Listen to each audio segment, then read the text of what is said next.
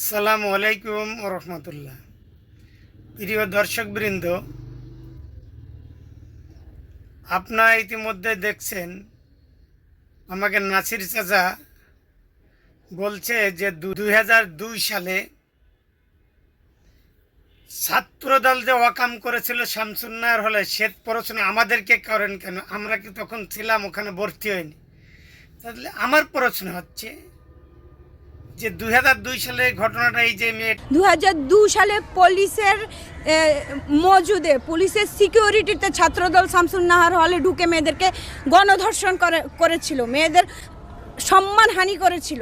ছাত্রদল এবং পুলিশের মদতে ছাত্রদল এবং পুলিশ ঢুকে শামসুন্নাহার হলের সাধারণ ছাত্রীদের উপরে বর্বর হামলা চালায়। তাদেরকে যেখানে পেরেছে হল গেট ভেঙে, হল গেটের তালা ভেঙে পুলিশ এবং ছাত্রলীগ হলে ঢুকে তাদের ছাত্রীদেরকে যেখানে পেয়েছে ছাত্রদল, পুলিশ এবং ছাত্রদল তালা ভেঙে ছাত্রীদেরকে যেভাবে পেয়েছে, তখন করিডোরে, ব্লকে, তাদের রুমে রুমে গিয়ে ছাত্রীরা যে অবস্থায় ছিল সেভাবে তাদেরকে পিটিয়ে আহত করেছে। বলছে এই মেয়েগুলো বলছে, আমি একটা পোস্ট দিয়েছি যে 30টা ট্যাবলেটেই অসুখ শেষ, বাকি ডোজটা এখনো বাকি। এই পোস্টটা দিয়েছি।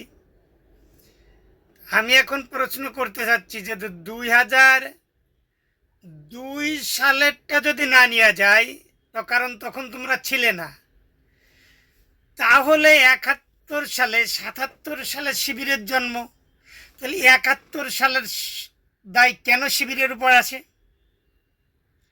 ও, এটা নিজেকে ব্যাপার হলে আলাদা, তাই না? অন্যের ব্যাপার হলে সেটা ভিন্ন।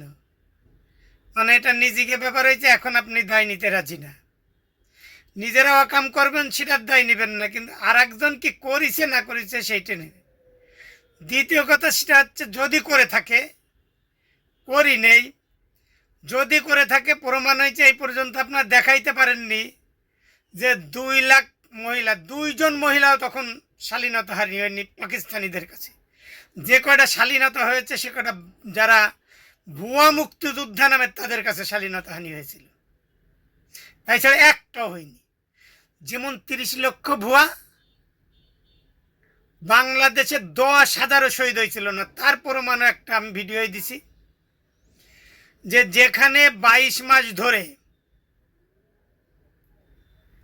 যুদ্ধ হচ্ছে গাজায়, বিশ্বের সবচেয়ে কালপ্রিট রাষ্ট্র ইসরায়েল, তারপর শুধু খালি পারমাণবিক বোমা ছাড়া এমন কোনো বোমা নেই যেমন না মারিছে। তার 98% সব বাড়িগুলো ধ্বংস করে দিয়েছে। তারপরে সেখানে 22 মাসে লোক নিহত হয়েছে মাত্র কতজন? 70,000 পরিণে। আর 9 মাসে যেখানে স্টেন গানও ব্যবহার হয়নি, সেখানে 30 লক্ষ হয়েছে। ভুয়া কথা বলতে আর জায়গা পাও না, তাই না? নাসির চাচা, তোমার এই পোস্টটা আমরা আগের থেকে আমাদের প্রয়োজন ছিল, যা খুব সুন্দর সময় তুমি পোস্ট করেছো, যে পোস্টটা দিয়ে এখন আমাদের খুব প্রয়োজন হয়েছে। এতে এইরকম কিছু কিছু কথা বলো যেগুলো দিয়ে আমাদের একটু উপকার হয়। দর্শকবৃন্দ, আপনারা এখন সিদ্ধান্ত নেন যে ওদের হলে সেটা জায়েজ, আর একজনের হলে জায়েজ নেই।